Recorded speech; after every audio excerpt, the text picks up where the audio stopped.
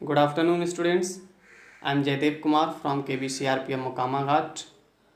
Let's start our new topic, problems and policies of industrial sector.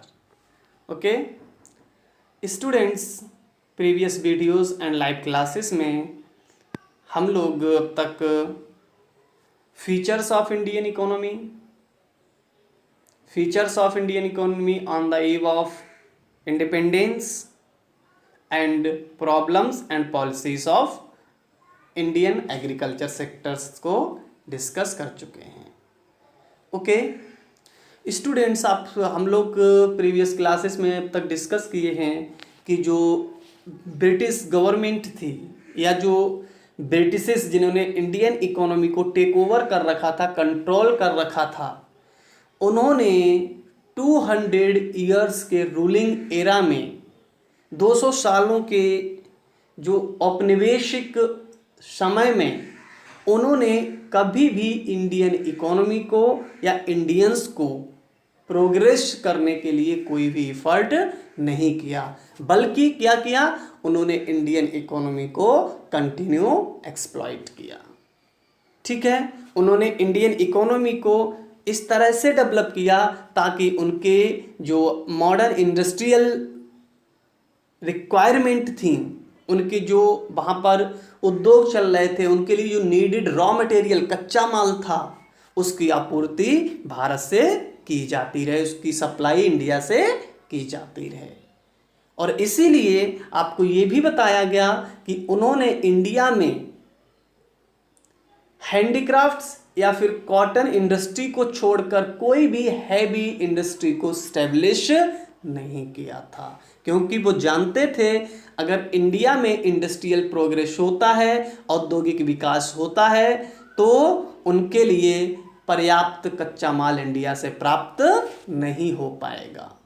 साथ ही साथ उन्होंने India को अपने जो इंडस्ट्रियल प्रोडक्ट थे, जो उनके इंडस्ट्रीज में प्रोडक्ट को प्रोड्यूस किया जाता था, उनके लिए एक इंडिया को बहुत बड़ा मार्केट भी बनाया। इंडिया से रॉ मटेरियल जाता था ब्रिटेन में, उन मॉडर्न इंडस्ट्रीज से रॉ मटेरियल के यूज से फाइनल प्रोडक्ट तैयार किए जाते थे, फाइनल गुड्स तैयार की जाती थी और रिटर्न करके उनको इंडिया में ही सोल्ड आउट किया जाता था। क्यों? क्योंकि उन्होंने इंडियन इकोनॉमी को कुछ इस तरह से डेवलप किया था ताकि उनके प्रोडक्ट पर हमारी डिपेंडेंसी बढ़ी रहे। आपको बताया था कि इंडिपेंडेंस के समय तक आते आते हम लोग टोटली डिपेंड हो गए थे फॉरेन कंट्रीज पर, यहाँ तक कि हम इनफ फूड ग्रेन्स भी प्रोड्यूस नहीं कर पा रहे थे। साथ ही साथ हमारे इंडस्ट्रियल सेक्टर को कोलैप्स करने के लिए उन्होंने डिस्क्रिमिनेशनरी पॉलिसी को अडॉप्ट किया। हमारे एक्सपोर्ट्स की रिड्यूस करने के लिए उन्होंने heavy import duty, import tax impose किए। हमारी इंपोर्ट्स को बढ़ाने के लिए, इंपोर्ट पे डिपेंडेंसी बढ़ाने के लिए उन्होंने क्या किया, जो फॉरेन इंडस्ट्रियल प्रोडक्ट थे उनके इंडिया में इंपोर्ट करने के लिए टैक्स फ्री कर दिया। नंबर ऑफ स्टेप्स उन्होंने इस तरह से अडॉप्ट किए ताकि इंडिया की इकोनॉमी उस तरह से डेवलप नहीं कर पाए, उस तरह से डेवलप नहीं हो पाए कि उन्हें कोई प्रॉब्लम क्रिएट हो। उन्होंने जितनी पॉलिसीज अडॉप्ट की, ब्रिटिशर्स ने जितना भी प्लान किए, वो सारे के सारे उन्होंने अपने कंट्री के फेवर में किए। कोई भी उनका प्लान, कोई भी उनका पॉलिसी, कोई भी उनका इंफ्रास्ट्रक्चर डेवलपमेंट इस मोटिव से नहीं किया गया ताकि इंडियन इकोनॉमी को प्रमोट किया जा सके। ठीक है, इसके बाद हम लोगों ने स्टूडेंट्स इंडिपेंडेंस के समय इंडियन इकोनॉमी के फीचर्स क्या थे, उन फीचर्स को डिस्कस किया। हमें बताया कि बैकवर्ड एंड स्टैग्नेंट इकोनॉमी थी हमारी। जो ब्रिटिश गवर्नमेंट थी उसने इंडिया के नेशनल इनकम को, जीडीपी को कभी भी कैलकुलेट करने का एफर्ट नहीं किया। हालांकि कुछ अदर इकोनॉमिस्ट थे, उन्होंने, जैसे Dadabhai Naoroji, John Digby, Findlay Shirras, इस तरह के जो इकोनॉमिस्ट थे, इन्होंने इंडिया के जीडीपी को कैलकुलेट मेजरमेंट करने का एफर्ट किया, लेकिन वो भी बहुत डिस्प्यूटेड रहा। इनमें से एक इकोनॉमिस्ट थे डॉक्टर BKRB राव, उन्होंने जो इंडिया के लिए नेशनल इनकम का मेजरमेंट किया था उसे काफ़ी सिग्निफिकेंस मिला था। आपको बताया गया था कि बहुत सारे स्टडीज़ इंडियन इकोनॉमी पे हुए। उन इंडियन इकोनॉमी पे जो स्टडी किए गए थे बिफोर इंडिपेंडेंस, स्वतंत्रता से पहले, उनसे ये हमें पता चला कि इंडिया का जो जीडीपी ग्रोथ रेट था या नेशनल इनकम का ग्रोथ रेट था वो नियर अबाउट 2% तक ही रहा। और अगर हम बात करें पर कैपिटा इनकम की, प्रति व्यक्ति आय की, तो प्रति व्यक्ति इनकम में जो वृद्धि दर थी स्टूडेंट्स, वो कितनी, ओनली 0.5% ही रही। इतना कम हमारा ग्रोथ रेट था, जिससे पता चलता है कि उस समय तक इंडियन इकोनॉमी एक बैकवर्ड एंड स्टेगनेंट यानी पिछड़ी हुई और स्थिर अर्थव्यवस्था थी।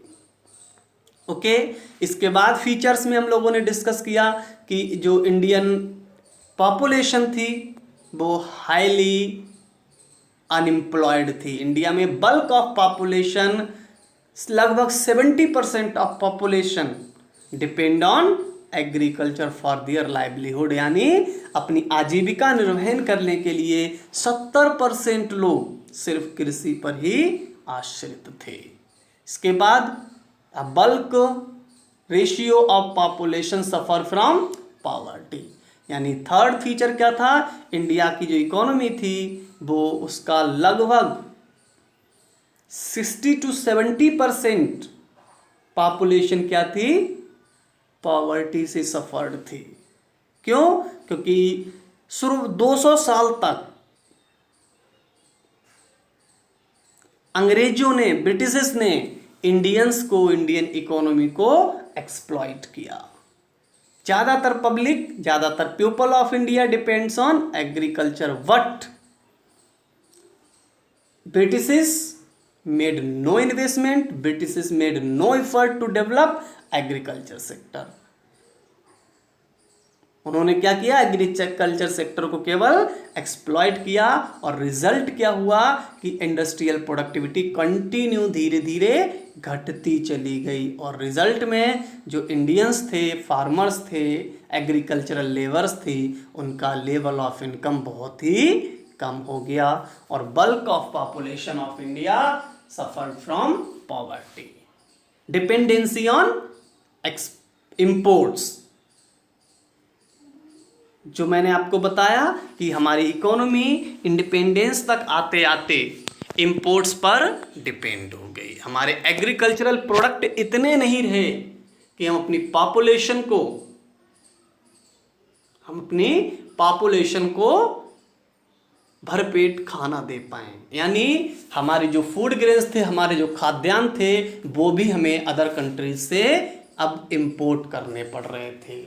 उन्होंने, ब्रिटिशर्स ने हमारी इकोनॉमी को कुछ इस तरह से बना दिया, सेट कर दिया कि हम टोटली एक्सपोर्ट्स पर डिपेंड हो गए थे, इंपोर्ट्स पर डिपेंड हो गए थे। इंडस्ट्रियल ग्रोथ को, इंटरनेशनल ट्रेड को बिल्कुल कोलैप्स कर दिया गया। ओके, तो ये नंबर ऑफ फीचर्स मैंने आपके साथ डिस्कस किए। आई होप आप लोगों ने इन सबको पढ़ लिया होगा, वीडियोस में देखा होगा, लाइव क्लासेस में आपने इन्हें समझा होगा। मैंने एक बार फिर से इनका रिव्यू कर दिया, ठीक है। तो फीचर्स ऑफ इंडियन इकोनॉमी के बाद स्टूडेंट्स हम लोगों ने problems, policies and plan in Indian agriculture sector को डिस्कस किया, जिसमें हमने प्रॉब्लम्स ऑफ एग्रीकल्चर सेक्टर्स को डिस्कस किया। उसके बाद after independence government of India ने, भारत सरकार ने स्वतंत्रता प्राप्ति के बाद एग्रीकल्चरल जो सेक्टर था जिसमें नंबर ऑफ प्रॉब्लम्स थी, उन प्रॉब्लम को सॉल्व करने के लिए किन किन पॉलिसीज़ को अडॉप्ट किया, हम लोग ये भी डिस्कस कर चुके हैं। Okay, now we are discussing about problems and policies of industrial sector. Okay, तो इंडस्ट्रियल सेक्टर के बारे में भी स्टूडेंट्स हम पहले भी डिस्कस कर चुके हैं। कई बार आपको बताया गया था कि जो ब्रिटिश गवर्नमेंट थी उसने जो इंडस्ट्रियल सेक्टर था, इंडिया का जो इंडस्ट्रियल सेक्टर था स्टूडेंट्स, इंडियन इंडस्ट्रियल सेक्टर को डेवलप करने के लिए कोई भी एफर्ट नहीं किया था, बल्कि हमारे जो प्राइमरी प्रोडक्ट्स के, primary products means raw material और agriculture products. Primary products means generally किससे मीनिंग होता है students? Primary products means raw material. Okay, तो हमारे जो छोटे छोटे जैसे हैंडीक्राफ्ट्स के या कॉटन या सिल्क क्लॉथ्स के जो इंडस्ट्रीज थे, उन्होंने उनको भी कोलैप्स कर दिया। सबसे पहली चीज़ अगर हम डिस्कस करें स्टूडेंट, तो सबसे पहले उन्होंने इंडस्ट्रियल सेक्टर को एक्सप्लॉइट करते हुए collapse of handicrafts and cotton industries को कोलैप्स किया। दूसरा, no effort made for establishment for heavy industries. यानी हमारा जो प्राइमरी प्रोडक्ट्स के इंडस्ट्रीज थी, जैसे हैंडीक्राफ्ट्स था, कॉटन एंड सिल्क इंडस्ट्रीज था, उनको भी कोलैप्स किया। साथ ही साथ उन्होंने इंडिया में हैवी इंडस्ट्रीज को इस्टेब्लिश करने के लिए कोई एफर्ट नहीं किया, और एज रिजल्ट क्या हुआ कि हमारा जो इंडस्ट्रियल सेक्टर था वो कंप्लीटली कोलैप्स कर गया। एक backward and stagnant industrial sector था हमारे पास। लेकिन जब हमें स्वतंत्रता प्राप्त हुई eight the time of independence, अब जब हमारी इकोनॉमी हमारे हाथ में आ गई, हमारे कंट्रोल में आ गई, तो अब प्रॉब्लम हमारी खड़ी हुई कि how to grow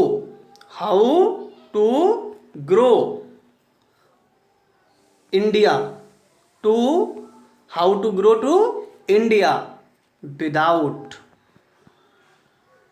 without well industry sector.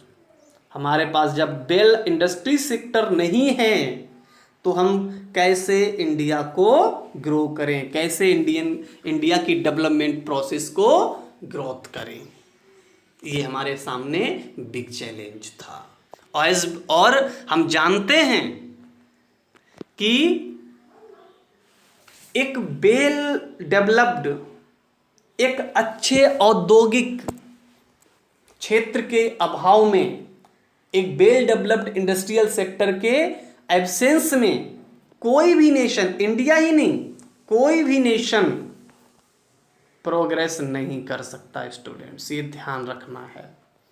अगर किसी भी नेशन को प्रोग्रेस करना है, ग्रोथ करना है, तो ये जरूरी है उसके पास वेल डेवलप्ड इंडस्ट्रियल सेक्टर हो, वेल डेवलप्ड सर्विस सेक्टर हो and well developed primary sector यानी एग्रीकल्चर। तीनों सेक्टर्स को डेवलप होना कंपलसरी है।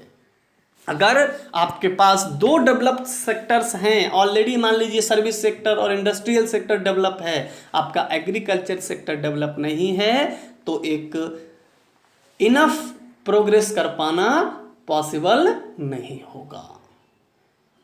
कोई भी तीनों सेक्टर को आपको वेल इस्टेब्लिश्ड करना है, और हमारा जो ना तो एग्रीकल्चर सेक्टर डेवलप्ड था, ना इंडस्ट्रियल सेक्टर डेवलप था, और सर्विस सेक्टर की तो हम बात ही नहीं कर रहे थे।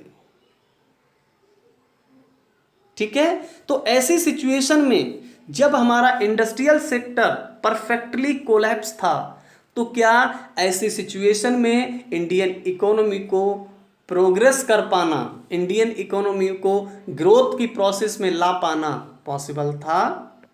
आई थिंक नो। ठीक है। क्यों? क्योंकि हमारी पॉपुलेशन का बहुत बड़ा पार्ट एग्रीकल्चर पे डिपेंड था, जिसमें ना तो जॉब सिक्योरिटी थी और ना ही स्टेबल एम्प्लॉयमेंट था।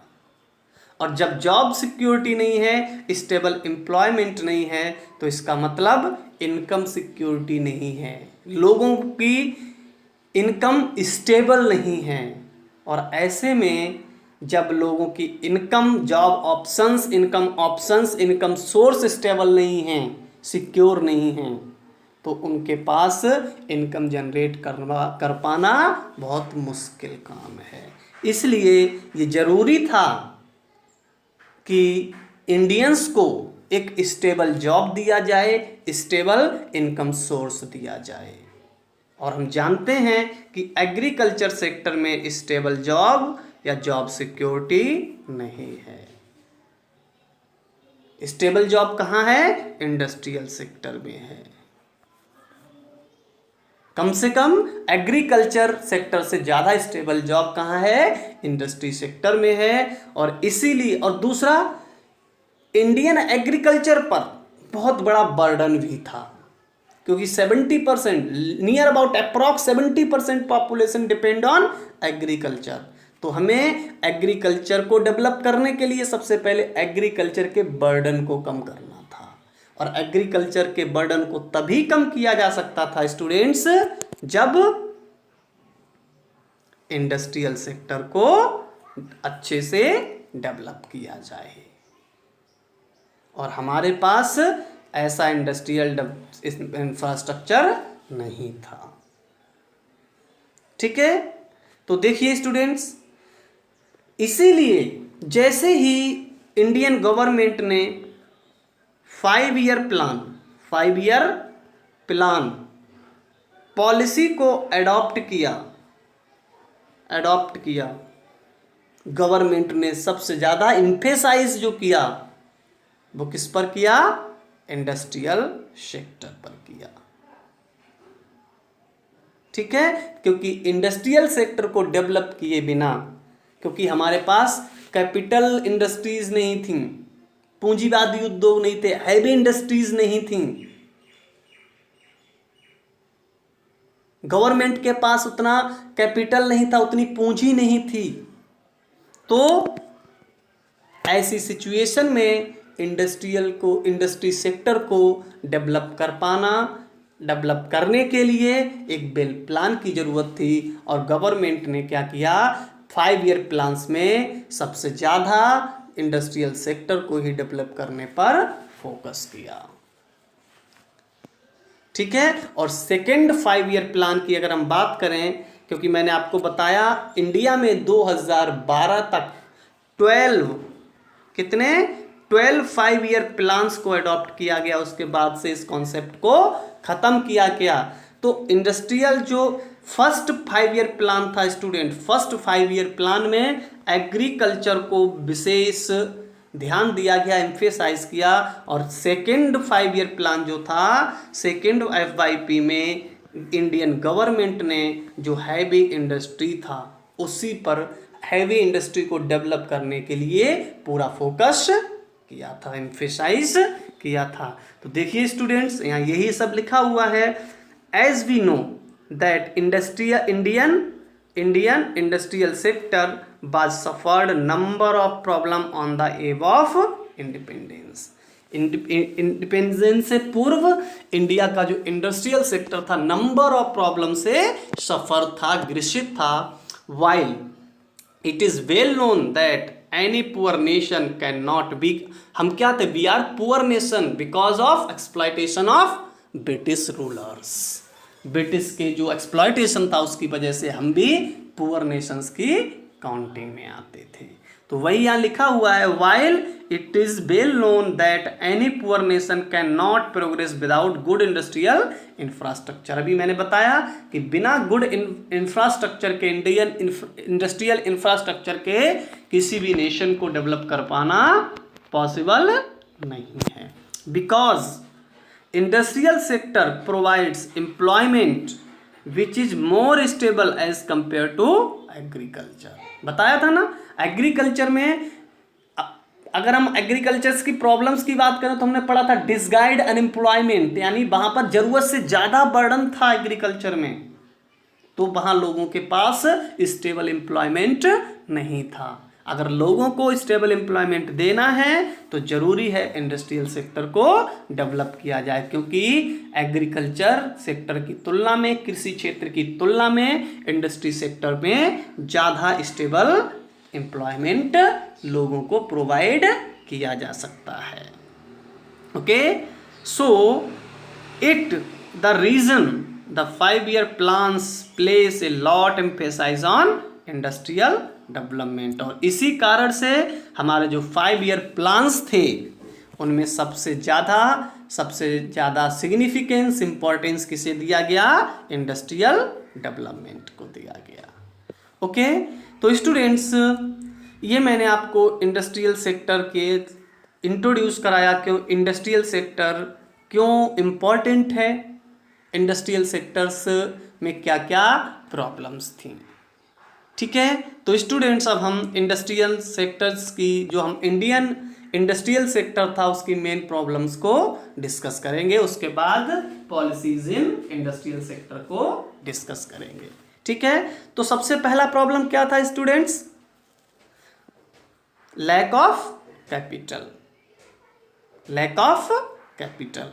उससे पहले main problems of industrial sector, the development process of any nation can't performed in the absence of good industrial sector। अभी मैंने बताया कि एक गुड इंडस्ट्रियल सेक्टर के एब्सेंस में डेवलपमेंट प्रोसेस को बूस्ट नहीं किया जा सकता, परफॉर्म नहीं किया जा सकता।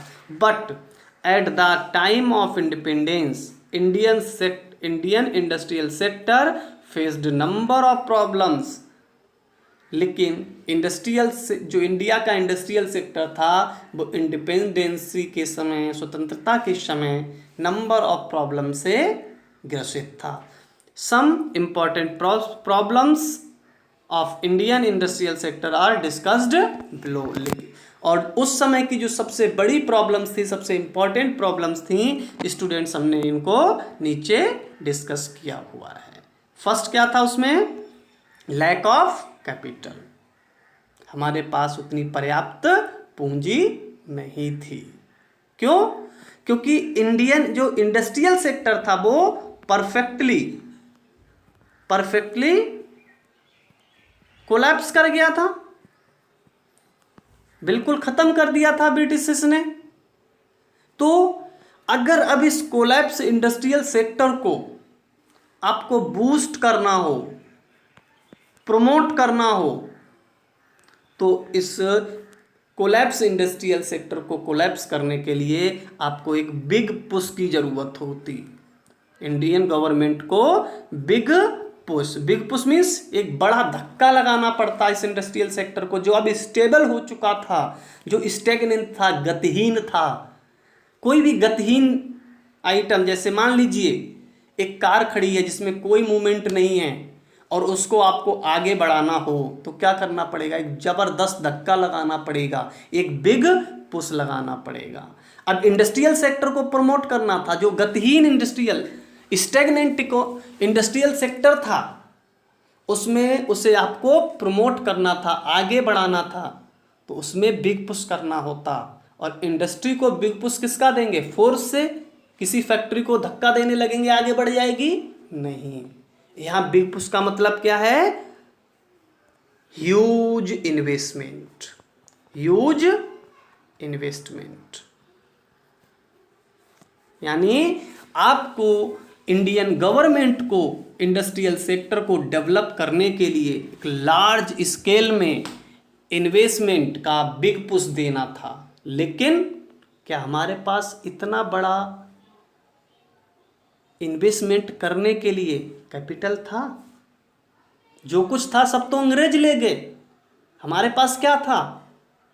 पॉपुलेशन। हमारे पास क्या था? Collapse industry sector. हमारे पास क्या था? Collapse agriculture sector. हमारे पास क्या था? Dependency on abroad.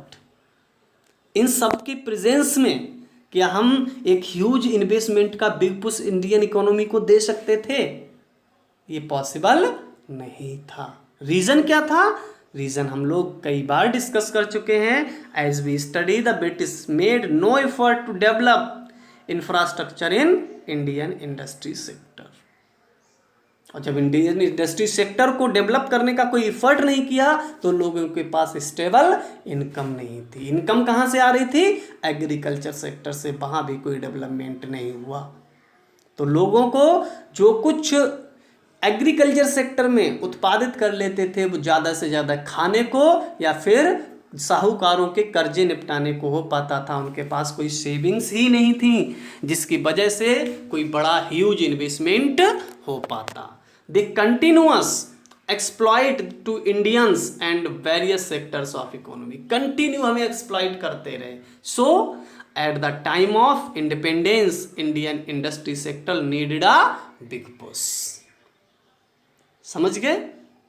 जब हमें एक्सप्लॉइट ही करते रहे तो सब कुछ तो कोलैप्स कर गया। और जब हम स्वतंत्र हुए तो हमारे इंडस्ट्री सेक्टर को, हमारे हर सेक्टर को एक बिग पुश की जरूरत थी। बट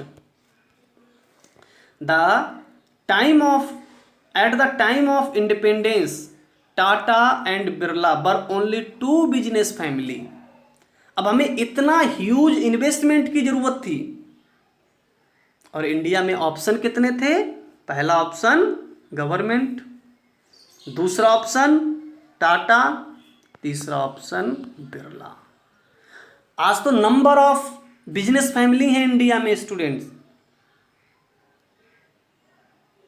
चाहे वो रिलायंस हो, विप्रो हो। Number of business families are residing in India. But at the time of independence, only 3 options we have. First, government, second, Tata and third, Birla. तो क्या ये तीनों मिलकर इतना बड़ा बूस्ट कर सकते थे, इतना बड़ा इन्वेस्टमेंट कर सकते थे?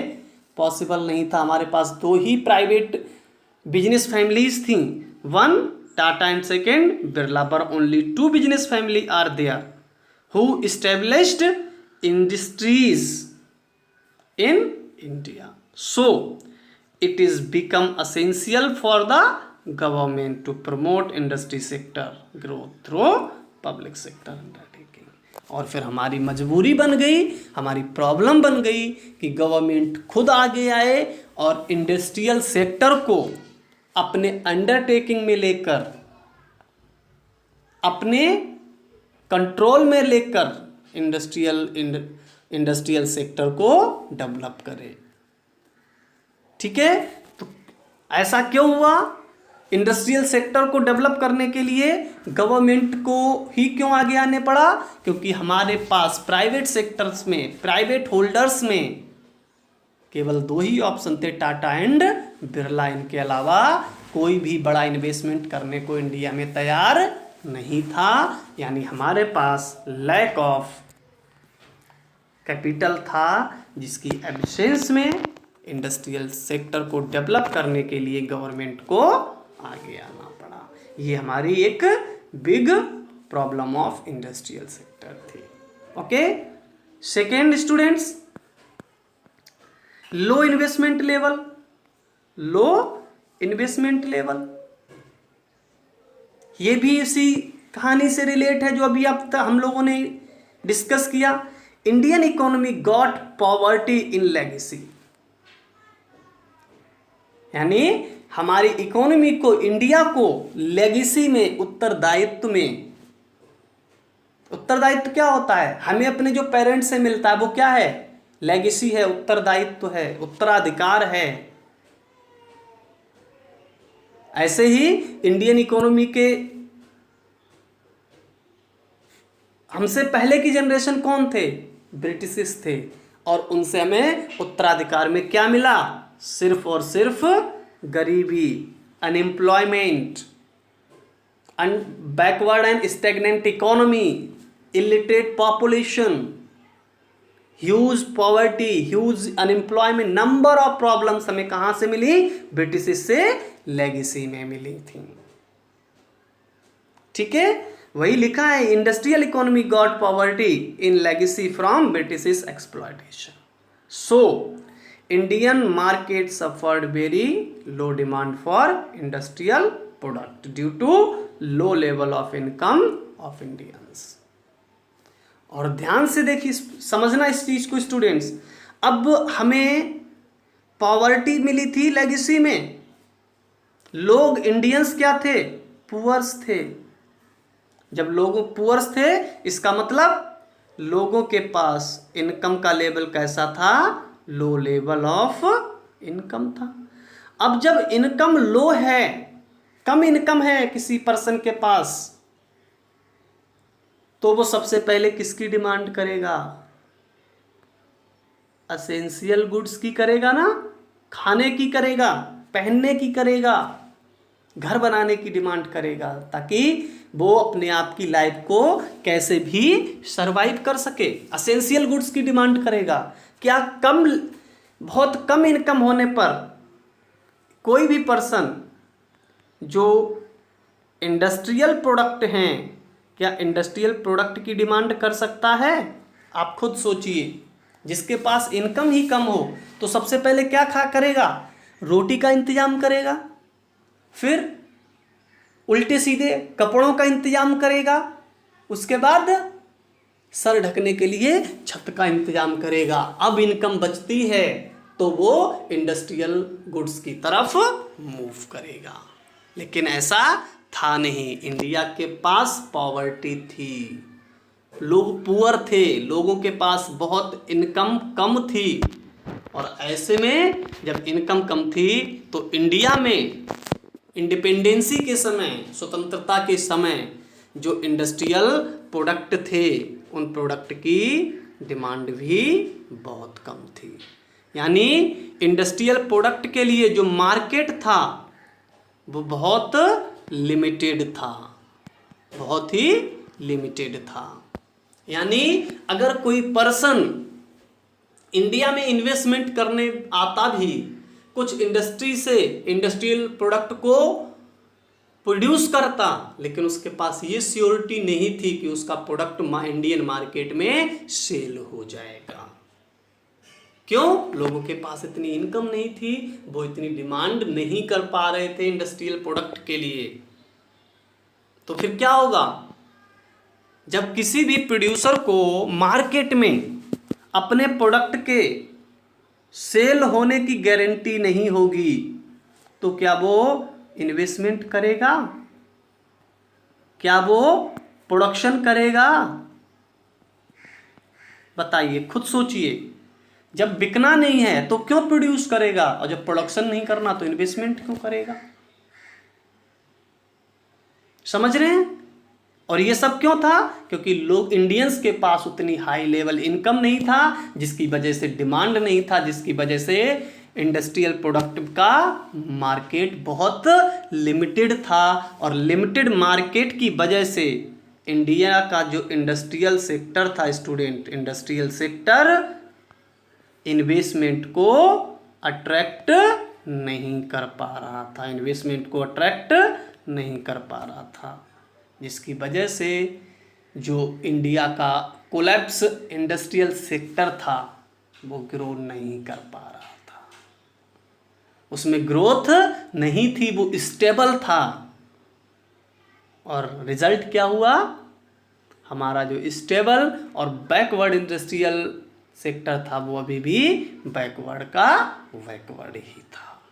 देखिए, यही लिखा हुआ है स्टूडेंट्स यहाँ पर, Indian economy got poverty in legacy from British exploitation. So Indian market suffered very low demand, जिसकी वजह से भारत की बाजारों में इंडस्ट्रियल प्रोडक्ट के लिए बहुत कम डिमांड थी, और इसका कारण क्या था? लो level of incomes of Indians.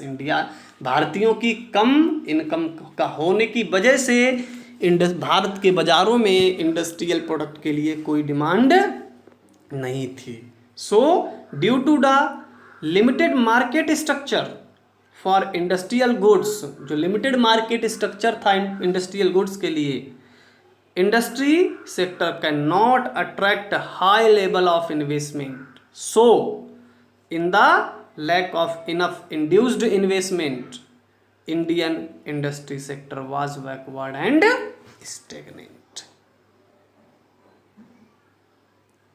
Clear? और जब लिमिटेड बाजार था तो उसकी वजह से हमारा जो इंडस्ट्री सेक्टर था वो नए इन्वेस्टमेंट को अट्रैक्ट नहीं कर पा रहा था, यानी इंड्यूस नया इन्वेस्ट। आपको मैक्रो इकोनॉमिक्स में मैंने इन्वेस्टमेंट पढ़ाया था, एक ऑटोनोमस, दूसरा इंड्यूस्ड। तो इंड्यूस्ड क्या है?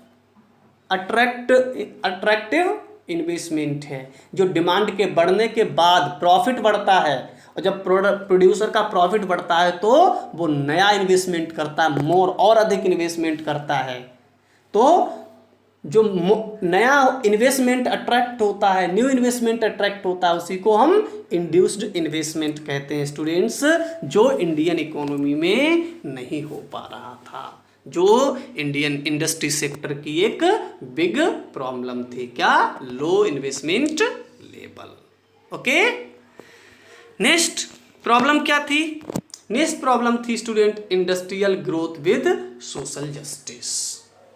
Industrial growth with social justice, इसका मीनिंग, जब इंडस्ट्री ग्रोथ करेगी तो क्या होगा? इन्वेस्टमेंट बढ़ेगा, नई नई इंडस्ट्री बनेगी, और जब नई इंडस्ट्री बढ़ेगी तो लोगों के पास जॉब अपॉर्चुनिटी यानी एम्प्लॉयमेंट बढ़ेगा, लोगों के लिए इनकम ऑप्शंस बढ़ जाएंगे, लोगों के पास नई नई स्किल एंड अदर ट्रेनिंग्स आएंगी। तो ये क्या है? बेनिफिट्स ऑफ इंडस्ट्रियलाइजेशन या बेनिफिट्स ऑफ इंडस्ट्रियल ग्रोथ हैं, क्योंकि जब भी नई फैक्ट्री कहीं लगेगी तो क्या होगा? लोगों को रोजगार मिलेगा, लोगों के पास परमानेंट इनकम के सोर्स बढ़ेंगे। तो ये इंडस्ट्री लगने से जो भी पॉजिटिव चेंज आते हैं उन्हें क्या कहा जाता है स्टूडेंट्स? इंडस्ट्रियल बेनिफिट्स या बेनिफिट्स कहते हैं। और जब भी इंडस्ट्री ग्रोथ करे तो उसके जो बेनिफिट हों, उसके जो लाभ हों, वो हमारी सोसाइटी के ज़्यादातर सेक्शंस के पास वो लाभ पहुंच जाएं, हमारी सोसाइटी के सभी लोगों तक उस इंडस्ट्री ग्रोथ के लाभ सभी सोसाइटी को प्राप्त हों। तो उस सिचुएशन को क्या कहा जाता है? Industrial growth with social justice. वही लिखा है, industrial growth with social justice refers to the benefits of industrial growth covers to maximum sections of society. जब इंडस्ट्रियल ग्रोथ के बेनिफिट से सोसाइटी के मैक्सिमम सेक्शंस को कवर कर दिया जाता है, इसे क्या कहा जाएगा? Industrial growth with social justice. But a bulk of population of India was illiterate and unskilled. Problem कहाँ आई? हमारी गवर्नमेंट चाहती थी कि हमारा जो इंडस्ट्रियल ग्रोथ हो उससे ज़्यादातर इंडियंस बेनिफिट प्राप्त करें, ज़्यादातर इंडियंस को बेनिफिट हो, लेकिन प्रॉब्लम कहाँ थी? अ bulk of population was illiterate and unskilled. कोई भी शिक्षण प्रशिक्षण नहीं था, ट्रेंड नहीं थे वो लोग, और बहुत बड़ी मात्रा में इलिटरेट भी थे। और ऐसी सिचुएशन में स्टूडेंट्स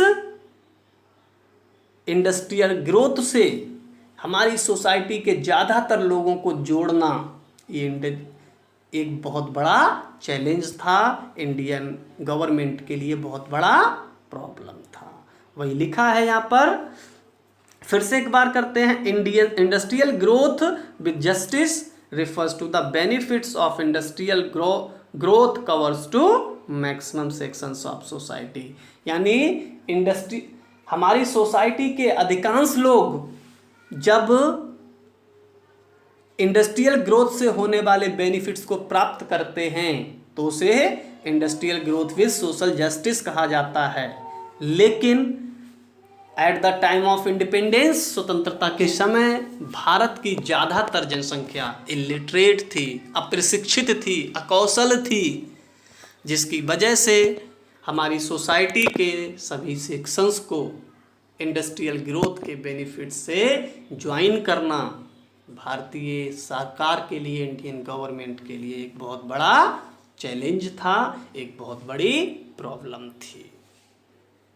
ओके स्टूडेंट्स, तो आई होप आप Indian industrial sector eight the time of independence, यानी स्वतंत्रता के समय भारतीय उद्योग में, भारतीय औद्योगिक क्षेत्र में क्या क्या समस्याएं थीं, उन समस्याओं के रीज़न क्या थे और ये समस्याएं क्यों थीं, इसको आप बहुत अच्छी तरह से समझ चुके होंगे।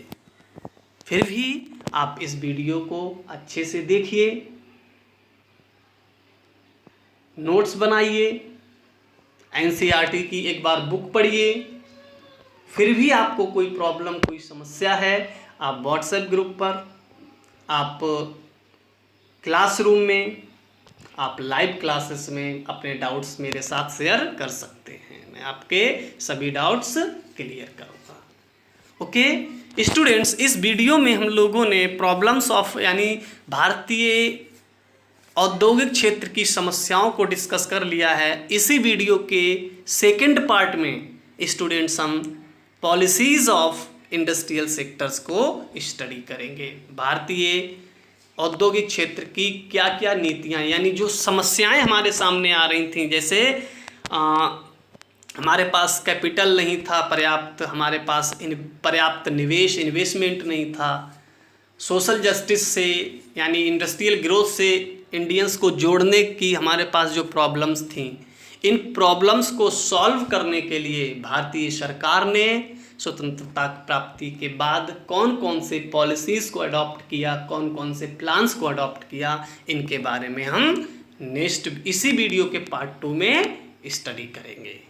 ओके, तब तक के लिए आप ये वीडियो देखिए, कंटेंट को पढ़िए, एनसीईआरटी में इस चैप्टर को पढ़िए। कोई प्रॉब्लम है तो मेरे साथ शेयर कीजिए। Okay, thank you.